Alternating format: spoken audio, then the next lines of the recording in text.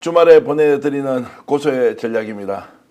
시원하게 말씀하시는 분, 통쾌하게 설명해 주시는 분, 듣는 사람이 이게 바로 진실이었구나. 요즘 장안의 화제를 몰고 다니는 한 분 모셨습니다. 이병철 변호사님입니다. 어서 오십시오. 반갑습니다.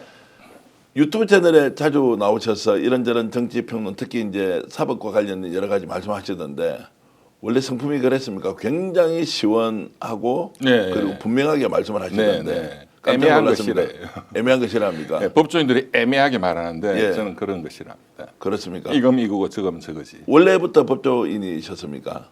저는 대학교는 서울대 경영학과 84학번인데 예. 대학원에서는 경제학 했고 근데 이제 대학 다닐 때는 학생운동권이었어요. 예.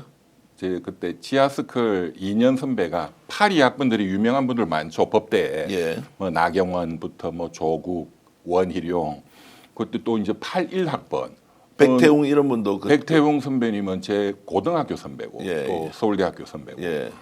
원희룡 장관은 이제 그 스클 선배고 예. 그때는 학생운동권 제가 한 6년 했어요. 예. 근데 뭐 당원이 돼본 적은 없고 예.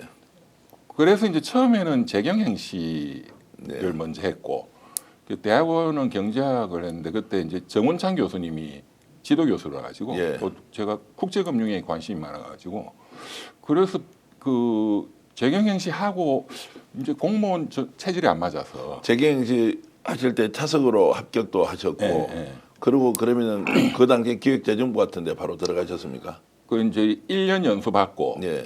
이제 내일 그 정하거든요. 예. 예. 성적 순서대로. 예. 근데 그때 이미 이제 내년 4월 달에 사법고시 쳐야 되겠다 해서 전날 사표 내고 나왔습니다. 그러면 이제 연수를 받고 배치는 되지 않았고 안 해요. 예. 왜 사법고시로 갑자기 전화를 하셨습니까? 이거 공무원 이제 그 연수 1년 해보니까 저는 월급쟁이 안 맞더라고. 예. 그래서 사법고시 되고 나서도 판검사를 한다는 생각은 해본 적이 없어요. 예. 저는 그냥 자유로운 게 좋아. 예. 예, 그래서 어디 당원 이런 것도 싫고. 예. 그런데 최근에 이렇게 이제 유튜브에 자주 나오셔서 네. 설명 잘 해주시는 거는 계기가 있었을 거 아닙니까? 네네. 제가 그 2007년 12월 달 이명박 대통령 당선되기 2년 전에 이명박 당시 시장님, 이 우리 또 뭐 집안이시고 이재호 장관님은 굉장히 네. 가까운 집안 어른이고 그래서 2년간 이제 이명박 그 대선 캠프에 도와드리고 그러고도 뭐 그 다음에 2008년도 총선 때 뭐 출마해라 뭐 청와대 와라 했는데 저는 싫다고 예. 안 하고 또 그런 인연으로 박근혜 대통령하고도 또 이제 친분이 생기고 그래도 뭐 정치는 뭐 하고 싶은 생각이 없었는데 지난 또 대선 때 윤석열 캠프 쪽에서 또 도와달라 해서 네. 또 종래에 그런 인연들이 있으니까 그래서 제가 맡은 게 그 당시 이재명 비리 국민검증특위 제가 부위원장이었어요. 예. 위원장은 지금 강원도지사 김진태 지사였고 예, 예. 이제 그러고 대선 끝나고 역시 뭐 저는 뭐 정치는 별 관심 없다. 예. 그런데 이제 자꾸 뭐 돌아가신 장제원 의원도 뭐 예. 같은 또 부산 또 친한 예, 예. 분이고 뭐 도와달라고 여러 얘기가 있었는데 뭐 그냥 좀 더 지켜보겠다. 현 정권이 어떻게 가는지. 근데 인수위 시절부터 저는 굉장한 걱정을 많이 했습니다. 네. 이 정권이 이런 인물로 가면 성공하기는 어렵겠다. 그래서 제가 좀 조언도 많이 했는데 안 듣더라고. 네. 그러다가 그 5월 10일 날 취임하고 8월 달에 이준석 당대표 또 쫓아낸다고. 네, 예. 그때 이준석 대표가 저보고 가처분 좀 도와달라 해서 그때 한 서너 달 가처분 또 거의 전쟁처럼 하고 예. 그때부터 그때 이제 다 이겼지 않습니까? 그때 처음에 이준석 이겼죠. 후보가. 예, 또 뭐 새로 뭐 당헌 당규 바꾸고 예, 해서 예. 새로 정진석 예. 예. 비서가 그 절차를 밟아서 결국 네, 쫓아냈죠. 쫓아냈죠. 그러면서 조금 더 멀어졌지만 그래도 뭐 여전히 윤핵관들하고 친했어요. 네. 뭐 옛날부터 잘 아니까 이명박 때부터. 네. 그래도 저는 뭐 너가 하는 거 보니까 너무 내가 보기에는 아니다. 네. 예. 그래서 제가 원희룡 장관한테도 굉장히 조언도 많이 하고 했는데 점점 예상대로 악화. 그러다가 작년 2월 달에는 또 의대 2,000명 그 터뜨려서 예, 예. 제 아들도 또 의대생이고 예, 예. 또 뭐 서울대 의대 교수들 얘기 들어보니까 이거 너무 심각해서 예. 제가 3월 달부터 지금까지 의대 또 소송을 그래서 이게 2,000명이 과학적 근거도 없다 이런 예. 거를 제가 재판을 통해서 밝혔죠. 예, 예. 그러면서 제가 3월 6일 날 서울행정법원에 의대생들 등등 해서 소송 내면서 그 소장에 그리고 이제 언론에도 많이 그때 보도를 해주셨는데 이거는 독재다. 네. 의료 독재고 이 전공의 의대생들의 투쟁은 의료 민주화 투쟁이다. 네. 이 윤석열 독재는 타도해야 된다. 네. 그리고 제가 뭐 여러 차례 뭐 법정의 대법원까지도 전부 이거는 독재 타도 투쟁이고 이 정권은 12월 연말을 넘길 수 없다. 네. 그 전에 붕괴할 것이다.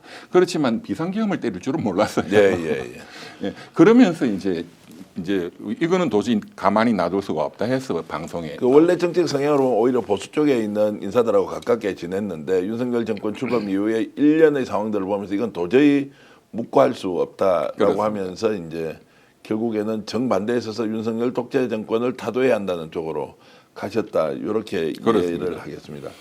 그 인수위 이야기를 잠깐 제가 좀 여쭤보고 싶은데 인수위 때도 이거 아니다라고 했던 것은 그 시점부터 김건희가 외부에서 작동한다 이런 것을 느낌으로 받아서 그렇습니까? 많이 들었죠. 많이 들었죠. 예. 예. 그러면 김건희가 실제로 개입하고 있다는 건 대선 캠프에 있을 때도 좀 알았습니까? 어떻습니까? 얘기를 많이 들었죠. 많이 들었습니까? 예. 예. 그럼 대선 캠프 때는 어쨌든 뭐 배우자가 당선돼야 되니까 뭐 부인으로서 할 수 있다라고 치더라도 인수위에 구체적인 인사까지 개입했다는 이야기도 들으셨죠. 많이 들었죠. 그리고 그 쫓겨난 사람이 정말 이틀 사흘 출근하다가 쫓겨나기도 하고 새로운 사람이 오기도 하고 네, 네. 안철수는 인수위원장이 됐는데 처음부터 첫날부터 완전 허수아비가 되고 네. 이런 내용 잘 아시겠네요. 사실 그 뭐 이번에 안타깝게 작고했지만 장제원 의원한테도 많이 들었고 네. 예. 본인들도 걱정을 많이 했어요. 근데 장제원 의원은 뭐 고인이 되셨지만 뭐 인수위 비서실장까지 이제 했지 않습니까? 그때 실제 조각할 때 제가 전화를 누군가로부터 받는 것도 그 모습을 제가 본 적도 있었는데 근데 장제원 의원은 그런 조언을 해가지고 자 이거 잘못 갈 수 있다라는 것을 어떤 식으로든 좀 제지를 했으면 됐을 텐데 왜 그걸 못했을까요? 제가 알기로는 장제원 의원도 조언을 꽤 많이 했다고 들었어요. 네.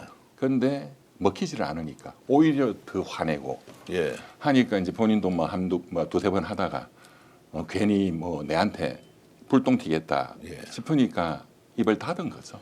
자 그러면은 그 당시에 이제 김건희가 실제로 인수위에 엄청난 영향력을 행사했지 않습니까? 그게 이제 양평 게이트로 이어지는 그런 얘기도 좀 들었습니까? 원희룡 전 장관. 양평은 그때는 못 들었고요. 예. 이제 그 인수위 과정에서 실제로 이제 원희룡 뭐 그 당시에 인수위 부위원장인가 이렇게 했을 겁니다. 정치총괄 본부장 본부장이었습니까? 했죠. 네. 거기에서 이제 양평 게이트와 관련된 게 막 아이디어로 나왔는지 실제로 추진이 됐는지 이제 그런 과정. 정권 초반 아니 그 이전에 선거운동 과정부터 김건희가 얼마나 깊숙이 개입했느냐라는 것은 이제 결국 이 정권이 망하고 나서 좀 더 구체적으로 드러날 것이라고 보고요. 인수위 때 이제 대선 캠프에서 활동하셨던 거 좀 질문을 좀 드려보겠습니다. 네. 요 좀 잘라야 되겠다. 대선 캠프에서 활동하셨던 거 좀 질문을 드려보겠습니다. 이재명 비리 국민검증단에서 이제 활동을 하셨다고 했는데, 네. 자 최근에는 어쨌든 윤석열 정권을 강력하게 비판을 하면서 이재명 후보를 어떻게 보는지 제가 알 수는 없습니다만 그 당시 실제 검증을 해보니까 심각한 문제가 있던가요? 그때 제가 직접 그 조사하고 했던 사건은 대장동. 네. 대장동은 그 전에 이미 터졌죠 언론에서. 예. 그 다음에 이제 백현동 옹벽 아파트 사건. 그게 지금 이번 선거법하고 관련되는 거죠. 네. 예, 그 국토부로부터 협박을 받았다. 뭐 이게 허위다 아니다 하는 네. 그거는 백현동 옹벽 아파트 사건이거든요. 네. 그거는 그 이제 다 재판 받고 있고 구속되고 한 그 시행업자라든가 이런 거는 그때도 파악을 다 했죠. 네. 예, 제가 또 그런 그 변호사하면서 부동산 개발 뭐 M&A 이런 걸 많이 했기 때문에 예. 좀 그런 게 좀 쉽게 보였거든요. 예. 그런데 그때도 중요한 건 이제 이재명 후보와 관련된 뭔가 증거라든가 이제 이런 거를 확보하는 게 중요했는데 네. 그런 게 전혀 확보가 안 됐어요. 네. 예. 그리고 이제 그 이후에 사실 그 백현동 온벽 아파트 사건을 고발한 게 국민의힘 당에서 했거든요. 네. 근데 이제 기초 자료는 이제 제하고 그 우리 이제 특위에서 기초 자료를 다 넘겨가지고 당에 돕는 이제 그 변호사들이 고발장을 냈는데 네. 그때 이제 그 고발인 조사받으러 갔다 온 뭐 변호사들 얘기를 들어봐도 그분들도 이제 처음에 경기경찰청에서 했는데 수사를 정작 제일 중요한 게 증거가 없으니까 좀 굉장히 좀 이렇게 관심을 많이 안 두더라. 자, 법조인으로 활동하시니까 특히 이제 경제 기업 관련된 경제 전문가 그리고 이제 국제금융도 굉장히 해박한 또 전문가이신 거 제가 잘 알고 있는데 증거가 없다고 하는 것으로 무죄로 갈 수도 있지만 자, 증거가 없는데 이게 실제로 무관하다는 쪽도 있을 거고 유관하다고 하는 쪽도 있을 거고 솔직하게 지금 이제 지나고 생각을 해보면 이재명과 대장동 특히 이제 그 허위사실 유포와 관련된 옹벽 아파트 건 같은 경우에는 이재명이 직접 후보가 연결이 돼 있다 없다에 대한 것은 혹시 판단을 하실 수 있겠습니까? 저는 지금 보면 예. 이재명 후보의 그간에 이제 오랫동안 예. 성남시장 2번, 경기도지사 또 여태까지 엄청난 그 사법 리스크들을 사실상 그 구치소까지 들어갔다가 영장이 기각돼서 나오기도 했잖아요. 네. 이제 전체 흐름을 보면 이재명 후보는 자기 관리가 굉장히 철저하다 이런 생각이 네. 들어요. 그러니까 밑에 사람들이 그런 문제들이 있었던 거는 또 있는 건데 네. 있는 건 좀 이따 말씀드리겠지만 어제 기소된 문재인 대통령 딸 사위 이 문제도 마찬가지예요. 예, 예. 뭔가 문제가 있을 수 있어요. 사위나 예, 이런 예, 문제. 그렇지만 그게 이렇게 연결되느냐 그거는 다른 문제거든요. 그 보통 리더가 이제 업무를 추진할 때 만기 칠남행으로 모든 것을 다 챙기는 사람도 있지만 위임한 자신의 권한을 위임해주고 그렇죠, 그렇죠. 알아서 처리를 하라고 했던 경우에 그렇죠. 거기에서 이제 사고가 나면 그렇죠. 이걸 이제 책임으로 볼 수 있느냐 없느냐 하는 것은 이제 리더의 스타일도 잘 봐야 하는데 이재명은 제가 알기로 만기 칠남행이 아니에요. 그분은 위임하는 스타일. 위임하고 알아서 하되 대신 돈은 절대 먹어서는 안 된다. 네, 부패하면 안 된다. 네. 그리고 결과적으로 성과를 내야 한다. 네. 이제 이런 것들은 명확한 사람이어서 제가 이제 요 내용도 그 당시에 국민검증단에서 국민의힘 쪽 윤석열 캠프에서 활동을 하셨으니까 이제 질문을 좀 드려본 것이고요. 기왕에 말씀하신 김에 이재명은 이제 이준석 당시 당 대표를 쫓아내는 과정에 이준석이 사실은 엄청 노력해서 20대 30대 젊은 사람 표를 가져와서 그렇죠.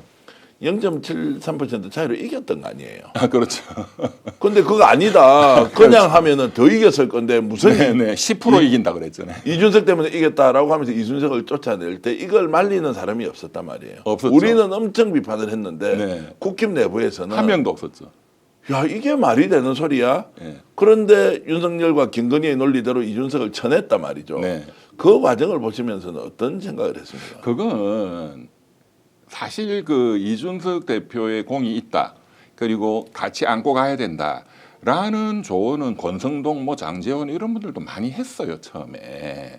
저한테도 전화 와서 그런 얘기를 많이 했고 제가 재판 중에도 누가 안고 가야 된다고 전화가 왔다고? 장제원 의원. 장제원 의원은 안고 가야 한다. 네. 그러면은 그 당시에 용산에서 왜 이런지 모르겠다. 뭐 이런 의미입니까? 그런 취지고 예. 또 변호사님 제 진심은 이렇다는 거를 알아달라. 네. 그렇지만 통하지를 않는다. 예, 예. 그러니까 그거는 지금 국민들도 잘 아시지만 윤석열이라는 이 개인의 캐릭터가 너무 특이하죠. 예. 절대로 어떤 자기한테 덤비는 거를 용서를 안 하거든요. 예, 예. 또 이준석 전 대표 캐릭터가 좀 이렇게 나대잖아요. 좀 예, 예. 덤비잖아요. 그렇죠. 예, 또 그게 어떻게 보면 장점인데 그 사람만 안으면 표를 엄청 얻을 수도 그렇죠. 있죠. 예. 또 뭐 젊은 사람은 또 덤비는 게 또 그게 또 어떻게 보면 그걸 잘 내가 끌어안아서 예, 예. 끌고 가는 게 정치인인데 네. 그러니까 이분은 정치를 하면 안 되는 거죠. 그런데 이분의 제가 이제 이 말씀을 좀 드리고 싶은데 이분의 캐릭터가 이제 평생 이렇게 형성됐을 거 아닙니까? 네. 절대로 남 얘기 안 듣고 어떻게 보면 자기 멋대로 하는 스타일이거든요. 그게 이제 김건희든 뭐 주술이든 하여간 그거는 저는 그 캐릭터가 형성된 거는 구수라고 생각해요. 구수. 구수. 예. 그러니까 뭐 한 20살에 그것도 서울법대로 입해 가지고 구수를 했고 이제 연도로 하면은 12년째 합격했거든요. 네. 대학교 1학년 때부터 고시 공부를 한 거예요. 네. 그때는. 그러니까 이제 7, 9학번이니까 예. 80년대를 다 이제 구수하고 91년도에 합격했어요. 예. 예, 진짜 오래 한 거지. 예. 서울법대 나와서 구수한 사람 없거든요. 실제로 없죠. 전혀 없습니다. 예, 예. 보통 해도 오래 하더라도 한 5번, 6번. 이완규 법제처장은 발수. 아, 팔수에? 이분이 구수. 그분도 엄청나게 했네. 예. 어쨌든 그리고 그게 되려면 집안에 돈이 있어야지. 그 당시에 사실은 그렇게 할 만한 그런 재력 있는 집안들도 그때는 나라가 가난한 나라니까 예, 예. 그렇기도 하고 그걸 부모들이 또 이렇게 계속 봐주지를 않아요. 그러면 또 서울법대식이 나왔는데 명절 때마다 괴롭거든. 네. 집에도 못 가고 이제 고시낭인이 되는 거죠. 그러면 집에서도 그만해라 하면 보통 이제 그만하면 이제 언론사를 간다든가 네. 한국은행 취직한다 예. 이렇게 많이 가지. 예. 그런 분은 없는데 이제 구수를 하면 어떤 문제가 생기냐? 이게 고시를 오래 하면 제 주변 분들도 거의 다 똑같아요. 알코올 중독이 됩니다. 아. 알코올에 의존할 수밖에 없어. 예. 너무 괴롭거든. 예, 예. 그리고 그 괴로움은 고시를 겪은 사람만 알 정도로 굉장히 강도가 셉니다. 예. 그 자존심 이런 게 또 예, 있으니까. 근데 그걸 10년 이상을 20대를 그랬으면 자연스럽게 알코올에 의존하게 돼 있고 그리고 이제 그 당시는 그 여름 방학이나 이럴 때 절에 가서 공부하는 분들이 많았대요. 네. 뭐 제가 할 때는 다 그냥 도서관에서 했는데 예. 절에 가면은 제가 이제 선배들한테 들은 얘기인데 그 이제 전국에서 고시 이제 낭인 비슷하게 이런 분들이 모인대요. 그럼 같이 술 마시고 그러면 거기에 스님이 또 전 봐주는 거야. 아. 전 봐주고 하는데 또 간대요. 예. 그러면 또 어떤 사람은 아 내가 부산에서 왔는데 부산에 박도사가 유명하다. 그러면 또 거기 또 갔다가 네. 그러니까 알코올 중독, 주술 중독이 자연스럽게 돼요. 네. 예, 고시 낭인이 되면. 김건희를 통해서 됐다 이전에 그 전에 이런 것들이. 이미 그러면 이렇게 이제 좀 심리적으로 분석해 주시면 왜 윤석열은 구수까지 이렇게 고시에 집착을 했을까요? 말씀하셨듯이 그것도 공기업이나 이렇게 좀 맞습니다, 갈 수 있어서 맞습니다. 대기업도 갈 수 있었고 예, 그때는 예, 서울대법대 나오면 뭐 어디든 갈 수 있지 않습니까? 그렇습니다. 예, 예. 왜 집착했을까요? 그 언론에도 좀 보도가 된 것 같던데 예. 부친의 영향이 크다고 봅니다. 네. 그 윤기준 교수님. 예. 윤기준 교수님 집안도 부자고 그리고 그 언론에 나온 거 보면 이 검사하다가 중간에 잠깐 한 2, 3년 그 이렇게 변호사 생활을 했거든요. 어디 로펌에. 네. 그때 그 부친이 굉장히 화를 내고 변호사 하려면은 때려치우고 장사해라. 네. 안 그러면 다시 검찰로 돌아가라. 그러니까 부친이 11년, 12년 동안 구수를 기다려준 게 윤석열 본인이 그랬잖아요. 아버지한테 이 고무호수로 맞았다고 네. 대학 다닐 때도. 그러니까 시험 떨어지면 이제 뭐 막 때리기도 하고. 그러니까 부친은 절대로 무조건 검사야. 그러니까 네가 하여간 죽을 때까지 검사는 돼야 된다. 네. 또 뭐 재력도 있으니까. 그게 제일 컸고 또 본인도 그렇게 의식화가 됐다고 봅니다. 네. 예. 자 그러면 다시 윤석 전 대표의 얘기로 이제 돌아가면 그 시점에 윤석열은 자신이 결정한 것 절대로 물러나지 않는다. 그 이준석 죽여 아웃이야. 요렇게 이제 갔다는 것이고. 근데 그분 스타일이 예. 객관적으로 자기가 힘이 약하다 하면은 바로 엎드립니다. 아, 그렇죠. 그 선거 때도 그랬잖아요. 예. 이준석 대표가 가출하고 등등 하면서 이제 지지율이 폭락하고 하면은 만나가지고 납죽 엎드리잖아요. 네. 그분은 검찰에 있을 때도 그랬어요. 네. 굉장히 센 상대가 있고 객관적으로 내가 현재 저 사람을 제압할 수 없다 하면은 완전히 엎드립니다. 네. 개인적으로 만나도 그래요. 네. 그분하고 검찰 때부터 거의 친아버지 이상으로 모시는 분이 박영수 특검이거든요. 네, 예. 박영수 특검님하고 제가 한 2015년 전후 한 3년을 같은 로펌에 있었어요. 네. 그때 이렇게 보니까 박영수 그분도 지금 대장동 사건으로 징역 7년 받았거든요. 예, 1심에서 구속돼 있죠. 예, 예. 예. 근데 그분하고 거의 비슷해요. 네. 일단 머리에 든 지식이 좀 부족해. 네. 첫째. 둘째 이제 검사가 됐는데 스타일이 술. 예. 그리고 연줄 잡아서 그리고 약한 사람은 짓밟고 강한 사람한테는 납죽 엎드리고 네. 그 스타일이 비슷하더라고. 네. 그래서 제가 박영수 특검님도 그때 2015년 10월달 그때 대장동 그 프로젝트 준비하는 거를 저도 이제 그 좀 도와달라고. 예, 예. 네, 그때부터 절대로 이거나 하지 마시라 했는 이거를 계속 진행하면은 나중에 다 깜빵 갈 거다. 네. 근데 역시 그렇게 됐는데. 자, 이준석은 그래서 좀 도와달라고 했을 때 윤석열은 뭐 스타일상 또 강자가 됐기 때문에 저 뭐 밟아도 된다라고 해서 이제 진행했을 때 변호사님이 그걸 좀 도와주려고 받아들였던 이유는 뭡니까? 이준석의 요청을. 여러 가지 관계로 봤을 때 윤석열 캠프에도 있었고 예. 이러면 좀 불편했을 수 있지 않습니까? 그러니까 누구나 다 이제 그때도 그런 말씀들을 많이 했어요.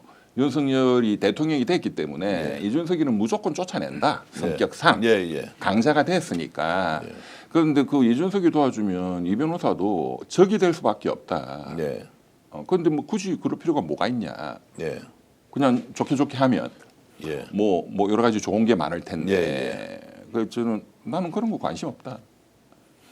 이준석이를 쫓아내는 거는 이제 제가 그때 이준석 대표 처음 우리 사무실에 왔을 때 이제 그런 얘기를 했습니다. 이 사건은 근데 이준석이도 본인이 주변 변호사들한테 많이 또 자문도 받고 근데 이제 도와줄 사람이 없는 거지. 네. 겁먹어 겁나니까 가지고. 워낙 네. 정권 초기에 서슬퍼런 그렇습니다. 힘을 갖고 있는 대통령 앞에서 이준석 편을 든다 하는 게 어려웠겠죠. 또 이제 변호사들은 법조계에서 듣는 말이 많으니까. 예, 예. 아니 대법원장도 잡아넣었잖아요. 예. 양성태. 그러니까 겁나가지고 아무도 안 도와주는데 제가 그랬습니다. 그 이제 이 대표 이 사건이 서울 남부지방법원에 그 민사가처분으로 넣어야 되는데 정당이라는 거는 국가기관이 아니고 네. 그냥 민간 단체이기 때문에 그래서 뭐 지금 뭐 민법이 어쩌고 저쩌고 하는데 이 사건은 그런 사건이 아니다. 헌법 사건이다. 네. 헌법 8조에 있는 정당 민주주의, 정당 민주화를 지킬 것이냐 네. 이준석, 정당 민주주의를 짓밟을 것이냐 윤석열. 이거 헌법 사건이고 대한민국의 87년 민주항쟁 때 뭐 김영삼, 김대중 이런 민주화 지도자들이 나서서 또 국민들이 대한민국의 민주주의를 위해서 그때는 투쟁했는데 그 이후 대한민국 역사에서 정당 내부의 민주화를 위해서 투쟁하는 역사적인 사건이기 때문에 네. 이 사건의 화두를 정당 민주화라고 내세워야 된다. 네, 예. 그리고 그렇게 하려면 내가 나서서 도와주겠다. 예. 그래서 오케이 해가지고 했죠. 네. 그때 외부의 압박은 많이 안 들어왔습니까? 그러니까 뭐 친한 분들이 이제 하지 말라고 걱정하는 손 떼라. 것이고. 예. 근데 그 과정에서 실제로 윤석열 용산 쪽에서는 질 것을 예상 못하고 그냥 그것은 당내 결정이니까 끝이다 이렇게 갔습니까? 아니면 법리 논쟁이 치열하게 벌어졌습니까? 법리 논쟁이 그때 이제 재판 이제 한 달 만에 네. 1차 가처분을 우리가 이겼거든요. 그때 8월 26일인가 네. 그런데 그때 뭐 언론도 그렇고 뭐 종편 어디 할 거 없이 또는 뭐 진보 진영이든 보수 진영이든 모든 법조인들이 나와서 이거는 패소다라고 다 그랬어요. 예. 승소를 예상한 사람 한 명도 없었습니다. 그렇습니까? 왜? 그 당시까지 축적된 그 판례들이 정당 내부에서 그리고 또 대통령이 취임한 지 얼마 되지도 않았고 그러면 5천만이 뽑은 대통령의 민주적 정당성이 있는 것이고 결국 대통령의 리더십이라는 게 정당에도 미치는 건데 근데 대통령한테 맞짱 떠가지고 그거는 나가라 하면 나가야지. 네. 그는 정당 내부의 자율적인 정치적 자율성이다라는 판례가 거의 100%였거든요. 네. 근데 그거를 이기게 해준 그 판사님도 참 훌륭한 분이죠. 네. 그분이 당시 이제 황정수 부장 판사인데 예, 예. 현재 남부지방법원장입니다. 예. 굉장히 훌륭한 분이죠. 그때 그러면은 결정적으로 이 가처분 소송이 이기게 됐던 그 근거는 뭐였습니까? 정당 민주화. 정당 민주화라는 논리를 그거를 그대로 썼어요. 사법부에서 최초로 인정해 준 거죠. 그렇습니다. 예. 예. 자, 그래서 이제 이준석을 살려냈고 그런데 다시 또 다른 절차를 밟아서 이제 쫓아냈던. 그렇습니다. 자, 이렇게 말씀을 들어보면 이병철 변호사님은 주로 이제 국민의힘 쪽에서 계속 활동을 이제 해 오셨다. 뭐 이렇게 이제 볼 수가 있고요. 네. 윤석열 정부에 대한 평가로 조금 들어가 보면, 자, 그 뒤에 그럼 윤석열 정권이 계속 이제 정말로 좀 나쁘게 얘기하면 권력을 무기 삼아 폭력적으로 국가를 그렇죠. 경영을 해 왔는데 그 과정에서 계속 지켜보는 쪽이었습니까? 아니면 뭔가 좀 조언을 한다거나 아니면 이렇게 가면 안 된다거나 구체적으로 좀 이렇게 좀 의견을 내고 이렇게 하셨습니까? 어떻습니까? 제가 뭐 특별히 의견을 내고 싶지도 않았고 예. 왜냐하면 너무 개판을 계속 치니까 예. 그리고 이제 이준석 그 재판 한 3, 4개월 하고 이제 그 해가 거의 지나갔죠. 2022년이 네. 그리고 이제 2023년도부터 이제 그런데 이제 개인적으로 예. 장제원 의원은 되게 친했어요. 예. 옛날부터 나이도 한 살 차이고 예. 또 같은 부산이고 예. 또 이제 그 장제원 의원 그 동서대학교 오너잖아요. 예. 부산에 그 동서대학교에 굉장히 뭐 가신 비슷한 분이 이제 장제원 의원 작년에 불출마하고 거기를 그 지역구를 받은 김대식 의원이거든요. 의원이 예. 김대식 의원도 그 2007년 이명박 대통령 그 대통령 선거 도울 때 그때 역할을 엄청나게 굉장히 가깝게 했습니다. 활동을 했죠. 예. 그때부터 저도 김대식 교수를 잘 아, 알기 때문에 예. 그래서 이제 김대식 교수도 의원도 또 장제원 의원도 뭐 통화도 자주 하고 또 원희룡 장관은 또 뭐 개인적으로 워낙 또 대학교 때부터 예. 학생운동 그 서클의 이 직속 선배니까 예. 워낙 또 잘 알거든요. 예. 근데 그분들한테 개인적으로 제가 얘기를 많이 했죠. 이 정권은 이렇게 가면은 3년을 절대로 넘길 수가 없다. 네. 예, 대한민국 국민들은 이런 거를 용서하지 않을 거다. 예. 제가 이런 표현까지 썼습니다. 대한민국은 다른 어떤 나라하고 달리 5천만 명의 혁명가가 사는 나라다. 5천만 명의 혁명가가 이따우 폭력적인 이런 정권을 용서하지 않는다. 절대. 5천만 명의 혁명가라는 표현도 참 제가 듣기로는 처음인데 그렇게 이렇게 명명한 이유가 있습니까? 저 그렇게 생각하니까. 왜? 대통령제라는 나라가 별로 없잖아요. 네. 미국하고 우리나라가 대표적이고 대충은 의원의 내각제가 많죠. 네. 그런데 이제 제대로 된 나라 중에 대통령제, 뭐 의원의 내각제 다 포함해서 대통령의 권력이 너무나 센 게 우리나라가 유일하거든요. 미국 대통령 세다 해도 한국 대통령 권력에 비하면 상당히 약하죠. 예, 예. 그런데 그 강력한 대통령이 야 이렇게 술 먹고 출근도 안 하고 제대로. 예. 그때 제가 이미 그런 얘기를 많이 들었어요. 방송 나오기 전에 신문 방송 나오기 전에 이미 출근 안 한다는 아니 얘기. 취임하시고 나서 바로 예. 바로 왜냐하면 그때 저 야 이거 큰일 났다. 그 이제 장관한테 뭐 원희룡 장관이든 뭐 또 장관하신 또 분들 뭐 그분들이 자기 이름 절대로 말하지 말아 해서 네. 그렇긴 한데 말씀드리겠는데 그 장관들이 그때 한번 기억해 보십시오.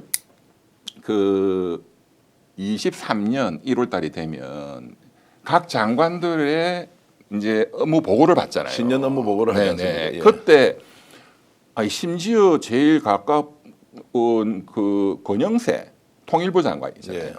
권영세 장관이 내일 또는 오늘 오전 10시에 업무 보고하기로 돼 있는데 그게 갑자기 미뤄졌어. 갑자기 취소를 해버리죠. 네. 아침에 연락해서. 또 중소벤처기업부 장관 그분도 이영 예, 씨라고 예. 우리 그 특위에 있었던 그 분인데 비례대표 의원님 예. 여자분 그분도 그냥 미뤄졌어. 예. 굉장히 가까운 분들이거든요. 예. 대통령하고. 그리고 여성부 장관 그것도 미뤄졌어. 그러니까 여성부 장관은 여성부 없앤다 했으니까 네. 좀 일부러 저런 정치적 사인을 주는 건가 이렇게 언론이 해석을 했어요. 네. 근데 저는 아닐 거다. 그 다음 주 이어서 계속 장관 보고를 받는데 권영세 장관 이것도 미룬 거예요. 네. 그래서 제가 알아보니까 술이다. 술이다. 그때 제가 이 정권은 끝났다. 예. 실제로 술 마실 때는 경호원들을 다 그냥 내보내고 야 그냥 빠져 됐어 가져와 이렇게 해서 술을 마셨다는 이야기도 직접 술자리에 있었던 분한테 들었던 적이 있는데 그때 이미 이제 이 정권은 맛이 갔다라고 이제 봤던 거고 그러면 정치적 성향이 비슷한 사람 이거 큰일 났다 이거 못 말리면 나라 끝이야 뭐 첫 번째는 대한민국 대통령이 술 때문에 아침에 업무 보고를 못 받는다 이게 말이 되는 아니 성립이 안 되죠. 대한민국에 어떤 직책에 있는 사람이 술 때문에 아침에 출근을 못해서 업무 보고를 못 받는다? 있을 수가 없죠. 동사무소라도 국가가 거기 작동할 수가 없죠. 아니 어떤 기관도 기업도 작동할 수 없는 그렇습니다. 것이고요. 예. 근데 이러면 굉장히 심각한 상황인데도 왜 이걸 못 말리느냐, 옆에서 이야기를 해야 된다라고 하는데, 자, 둘 중에 하나지 않습니까? 말려내든지 아니면 나 이거 폭로하고 이 정권 떠날래라고 했는데 사실은 결과적으로 윤석열, 김건희 쪽으로 다 붙어버렸다고요. 네. 언론도 다 총동원이 돼서. 네. 자, 이런 것들을 어떻게 좀 설명을 해야 되겠나. 그 민주당 쪽은 어떤지 저는 잘 모르겠습니다. 네. 만약에 대통령이 그런 짓을 하면 자기 그냥 사표 내버리고 그냥 맞짱 뜨고 그 안 받아들이면 그냥 사표 내고 또 뭐 언론에도 좀 알리고 뭐 이런 강단 있는 분이 그간에 있었는지 또는 뭐 민주당 쪽 대통령이 그런 짓을 한 적이 없으니까 그런 질문이 아니 이쪽 보수 정당도 마찬가지예요. 그런 예. 짓 한 적이 없죠 대통령이. 그런데 이제 특히 또 이제 이 보수 쪽 국민의힘 정당의 분들이 보면 어떤 정치적 이념, 가치 이런 걸로 뭉친 조직이 아니잖아요. 독일어로 하면 그 게마인샤프트, 게젤샤프트 네. 가치 집단이 아니라 이익 집단이거든요. 네. 그 대선 때 보면 다 나오죠. 뭐 건진법사 예, 예. 비슷하게 이해관계자들 이 모여가지고 만든 거기 때문에 국회의원들도 다 이해관계자들이지 그분들이 뭐 어떤 정치적 사상, 보수의 신념 뭐 이런 거 없습니다. 예, 그렇기 때문에 옳은 말 했다가 또 엄청난 욕설을 듣고 바로 잘리고 이준석이 꼴 당하고 하는 게 너무나 뻔한데 내 자리 보전하고 적당히 하다가 또 다른 좋은 자리 가고 챙겨 먹는 게 제일 중요한 목적인 사람들인데 그런 걸 할 리가 없죠. 앞으로도 그런 건 없을 겁니다. 국민의힘 쪽에는. 아무리 정치가 자기 이익을 위해서 한다고 하더라도 공적 마인드라는 것이 없습니다. 그걸 아니, 기대하시면 안 됩니다. 아니 그러니까 이게 지금 기대하면 안 된다고 하면 그 사람은 선출직으로 갔거나 임명직으로 공직에서 국민을 위해서 봉사하면 안 되죠. 최소한의 그 양심이 있다면 지켜야 될 선이 있는데 이걸 넘어섰다고 했을 때 다 서울법대 좋은 대학 나와가지고 좋은 자리에 고시하고 우리 사회에서 가장 선망받는 젊은 시절에는 진짜 엘리트들이지 않습니까? 그 사람들이 저는 윤석열 앞에 무너지는 모습을 보고는 야 이게 뭐야? 사실상 또 보수의 이것도 몰락이다. 있었을 겁니다. 예. 이명박 정권 때도 이명박 대통령하고 의견이 안 맞다 해서 뭐 그만둔다든가 이런 분들은 왕왕 있었어요. 네. 가끔 박근혜 때도 마찬가지고. 그런데 윤석열 때는 그런 생각을 또 못했을 겁니다. 보복당할까봐. 예. 예. 그걸 이제 가장 큰 무기 삼아서 캐비넷에 대한 것 그리고 검찰 출신이니까 언제라도 검찰을 동원해서 죽일 수도 있다라는 이제 두려움을 줬다는 건데 그렇다고 하더라도 지금 공적 위치에 있던 사람들이 이렇게 비참하고 비굴하게 거기에서 조아리면서 뭔가 자신의 입신 양명을 위해서 했다는 것은 이제 지금 되돌이켜 보면 이제 이해가 안 되는 것이고 근데 지금 현재 이제 얘기로 좀 해보자면 국힘이 대선 후보를 내서 이재명 후보와 이제 맞짱을 떠야 하는데 여전히 윤석열, 김건희의 영향을 받고 있고 이것을 떼내느냐 아니면 그대로 가는 게 좋으냐라는 수준으로 논쟁을 하고 있으니 오히려 윤석열, 김건희의 DNA가 나쁜 의미로 보면 그냥 전파가 돼서 전염이 되어 버린 거 아니냐. 절연을 해도 될까 말까인데 이게 국힘이 전혀 개선 또는 뭔가 변화의 가능성이 없어 보이는데 이런 부분을 일단 총평을 좀 해주시면 어떻습니까?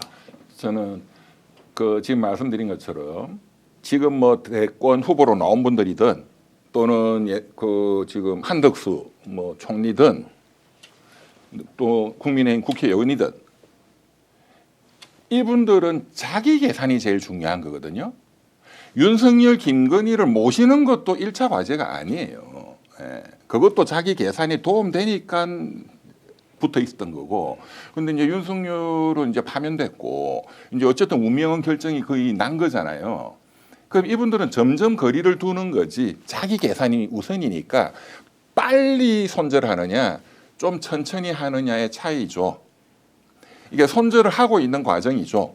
지금 계속 말이 바뀌잖아요. 지금 당내 경선에서도. 그러니까 점점 그 윤석열 또는 친윤 이런 세력들은 점점 작아지고 있는 거죠. 예. 제가 생각할 때는 이제 다음 주나 일단 그 최종 그 한 명 뽑는 것까지 간다면 5월 3일 일요일 날 국힘에 한 명의 후보가 뽑히죠. 네. 그다음에 이제 한덕수와의 단일화라는 게 지금 예상되잖아요. 입당을 통해서 단일을 한다 이렇게 네. 가 있죠. 예. 네. 근데 한덕수 총리도 뭐 지금 비상계엄에도 상당히 책임이 있는 분이고 또 국민의힘에서 누가 뽑히더라도 뭐 책임이 굉장히 많은 분일 수밖에 없고 어쨌든 책임이 있는 사람들인데 그러나 이제 한 명이 최종 뽑혔다. 그러면 자기의 대선 이제 뭐 한 40일 정도도 안 되는 그 짧은 레이스에 이걸 손절하는 게 내한테 이익이냐 결국 표죠. 네. 계산하면 손절하는 게 이익이거든요. 예, 예. 그 구파가 있기는 있죠 끝까지. 그러나 손절해야 내한테 이득이다 하는 계산은 금방 나오잖아요. 그러면 한 명이 뽑히고 이제 이재명 후보와의 1대1 구도 5월 뭐 첫째 주까지는 예. 되겠죠. 그때부터 지켜보시면 예.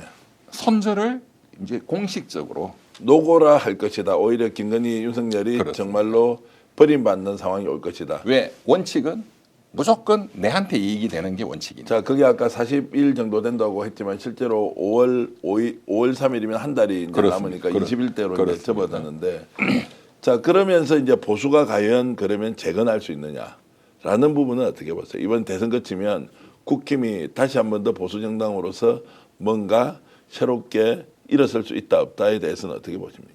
근데 이 정치가 현실이잖아요. 지금 이제 윤석열 정권 2년 반 동안 이거 보수가 아니죠 사실. 보수의 이념을 지킨 게 아니고 그냥 독재를 한 거예요. 독재도 무슨 좀 생각이 있는 독재도 아니고 그냥 술 취한 독재죠. 근데 검찰 중심으로. 그러니까 이걸 거부라고 표현해도 저는 적절치 않다고 생각해요. 거부는 이념이 있어야 돼. 뭐 낫지라 하더라도 이거는 그냥 알코올 중독 독재 수준에 불과하기 때문에. 근데 어쨌든 간에 뭐 거부라고 표현하기로 하고 이제 이념적으로 어떤 자유민주주의를 지키는 보수다운 어떤 그런 정당을 다시 이렇게 세워야 된다. 라는 당이 전에 현실적으로 이번에 저도 굉장히 충격적으로 봤는데 비상계엄 내란이 터졌음에도 불구하고 12월 한 달 동안은 이거 잘못됐다 하는 게 80%였지만 1월 달부터 이제 뭐 무슨 강사가 나와서 난리를 치고 하면서 엄청난 이게 지지세를 또 모았잖아요. 뭐 연세 드신 분들 중심이지만 사실 2030 좀 젊은이들도 꽤 예, 예. 있는 게 사실이거든요. 네. 이게 현실이다. 제가 대한민국에 이제 중도 한 40% 빼고 요 이제 보수 쪽 또는 우파 쪽이라고 분류되는 뭐 좌우에 한 30% 국민들 예. 이렇게 생각이 없는 사람들인가? 네. 이렇게 많은가? 제가 굉장히 충격적이었는데 그게 현실이라는 게 이미 드러났어요. 그렇지만 심각한 사람은 저는 한 15% 20% 이내라고 보는데 그 근본적인 원인은 그게 다 원인이 있는 거잖아요. 네.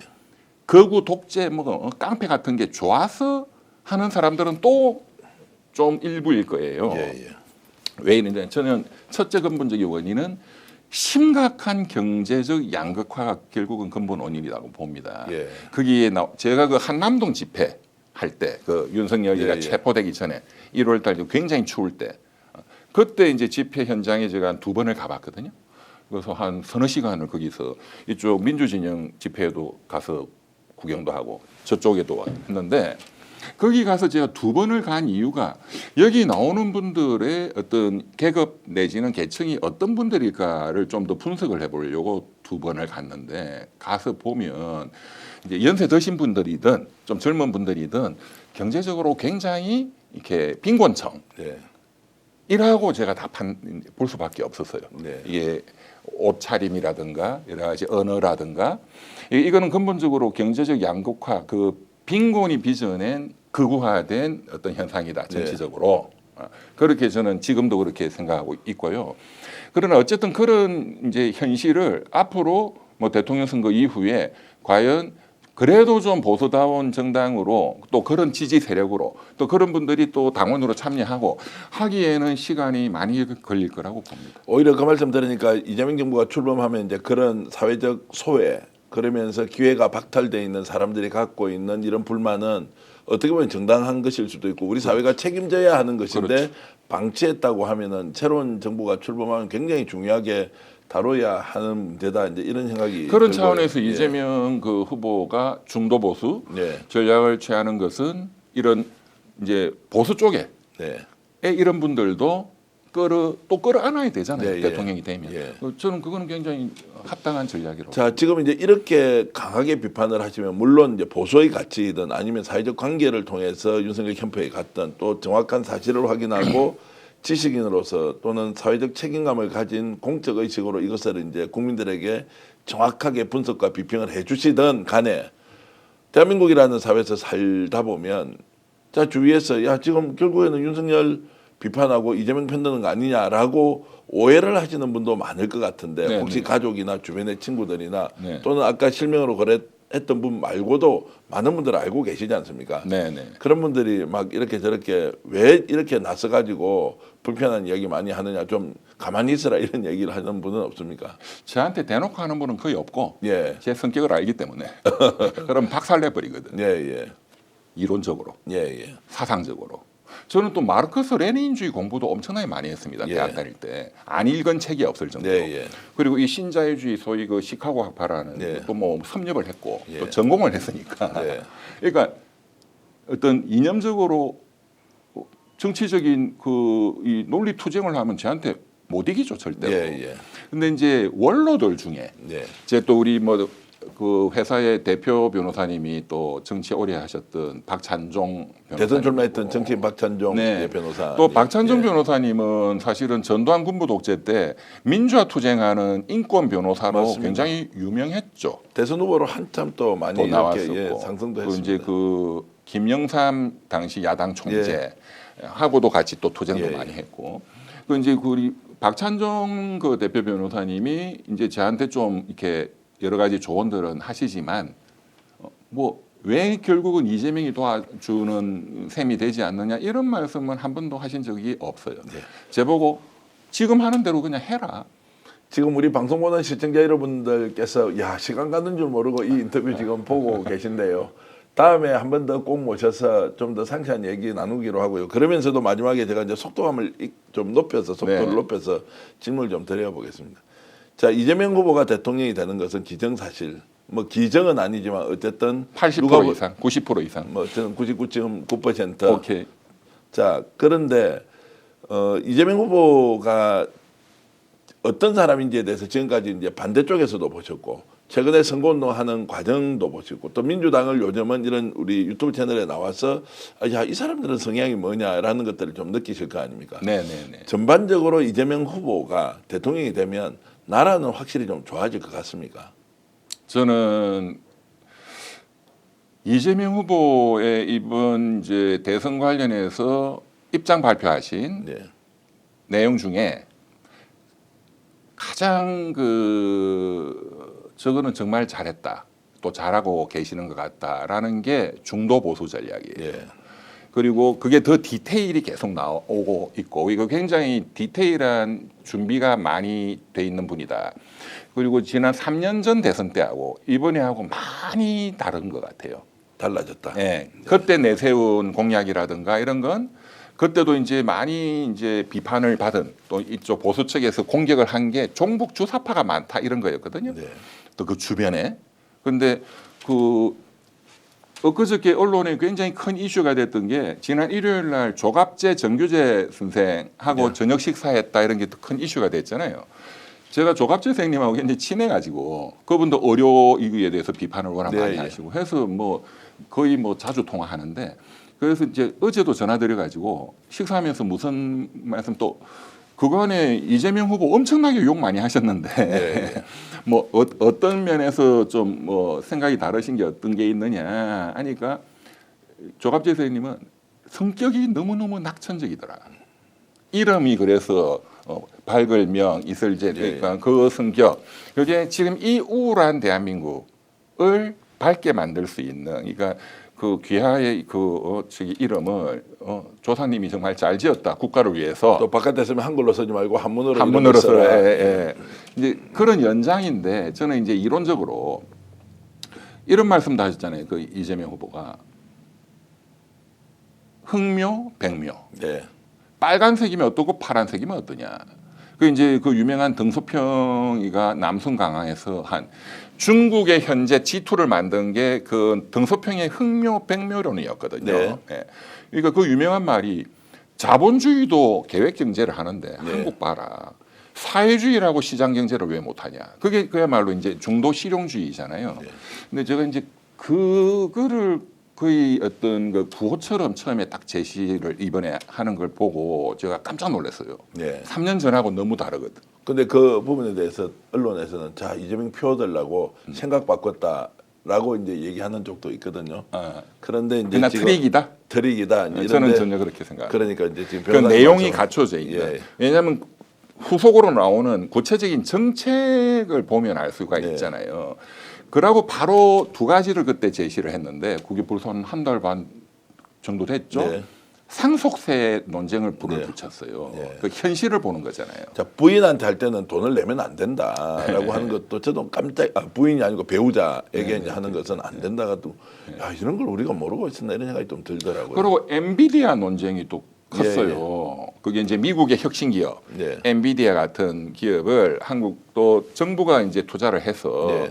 그런 기업을 만들면 거기서 돈 벌어 가지고 70% 정도를 국민들한테 환원시키면 국민들이 세금을 줄여도 되지 않느냐. 네. 그것도 상당히 저는 좋은 아이디어라고. 뭐 전 세계 국库펀드 많이 있으니까 많이 하자고 있어요. 했는데 또 그걸 가지고 국힘에서는 그 뭔 소리냐 사회주의다. 사회주의 아니냐 이제 이런 수준으로 이제 논쟁을 하고 있는데 어쨌든 지금 이재명 후보가 긋고 있는 노선이나 방향은 국가 발전을 위해서 굉장히 이제 유익하다 이렇게 지금 현재는 평가하시는 거죠. 좌파적 정책이 아닙니다. 제가 네. 보기에는 이게 어떻게 보면 약간 우파적인 정책들, 중도 우파적 정책. 그리고 본인이 그 지난주에 그 당내 경선 때 제가 그것도 굉장히 재밌게 들었는데 그래서 제가 기자님들한테 최근 20, 30년 동안 민주당 쪽 계열의 지도자가 한 말 중에 가장 똑똑한 질문이다. 네. 그런데 거기에 대한 답변, 그 김경수 후보나 김동연 후보가 한 답변은 최근 20, 30년 동안 내가 들은 가장 멍청한 답변이라고 제가 네. 논평을 했는데요. 이제 그 김경수 이런 쪽에서 아니 지금 하는 뭐 중도 보수 전략 그런 게 우리 민주당의 정체성을 포기하는 거 아니냐? 뭐 이런 질문을 했거든요. 네. 그 답변이 민주당이라고 보수 못하려는 법이 어디 있냐? 네. 그리고 지금 대한민국에 보수가 어디 있냐? 다 그거지. 네. 네, 정말로 자신감 있는 그리고 내용이 굉장히 알차다고 봅니다. 최근에 봤던 저는 정책 중에서 부산에 갔어요. 이번에 순회 경선을 하면서 해수부를 부산으로 옮기고 해양수산부를 HMN이라는 회사를 부산에 아예 그 뭐 회사 부도나는 회사를 국가가 지금 산업은행하고 지금 해운공사가 가지고 있을 겁니다. 네. 아예 옮길게 이러니까 지금까지 뭐 산업은행을 부산 옮기고 이런 것과 차원이 다른 거예요. 아예 해양수도를 그냥 부산으로 할게. 해수부 가져가라. 해수부 산업기관이 얼마나 또 많고 거기에서 많은 사람들이 지금 모이고. 부산에 이미 많죠.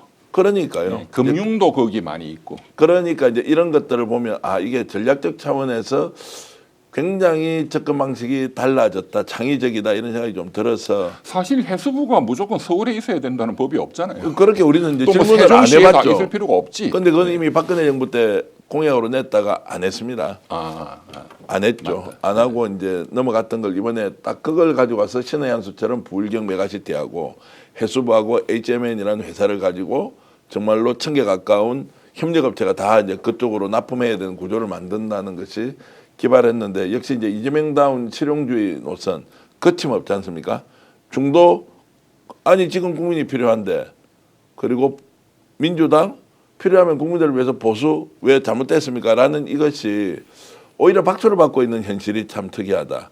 형수욕설 논란 또 하나 뭐 범죄자다 이런 것도 요즘 비판하는 사람이 거의 없어졌습니다. 이번 대선 국면에서는 그게 전혀 안 먹히죠. 네. 또 그런 주장을 거의 이 국힘 쪽에서도 하지도 않는 것 같은데. 이제 못할 겁니다. 안 먹히니까. 아마 이제 논쟁 자체가 미래 논쟁이고 국가 재건과 관련된 이런 사회 대개조, 국가 대개조 이제 이런 아젠다가 좀 더 생산적으로 대선 과정에서 나왔으면 좋겠다는 생각입니다. 네.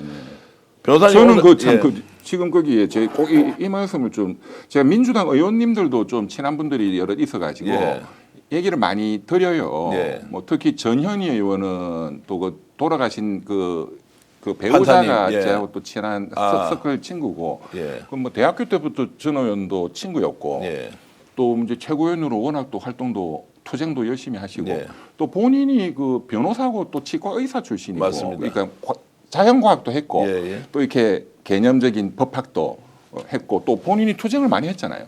또 뭐 김민석 의원님도 뭐 운동권 출신인데 이번에 보니까 그래서 작년 총선을 지나면서 국민의힘 의원들의 그 이 캐릭터가 굉장히 좀 실용적이고 전문가들 좀 민주당 유능한 사람들이 의원들. 많아. 민주당 의원들, 민주당 의원들이 또 그 말씀을 이재명 후보가 그 지난 일요일 날 조갑재 정규재생 만나서 그 말씀을 또 굉장히 강조해서 했대요. 예, 저는 그 지금 말씀하신 부산에 해수부가 있으면 왜 안 되냐? 예. 왜 다 몰려 있어야 되냐? 예. 이런 게 이제 좀 창조적 파괴 이런 거잖아요. 네. 그게 이제 혁신이거든.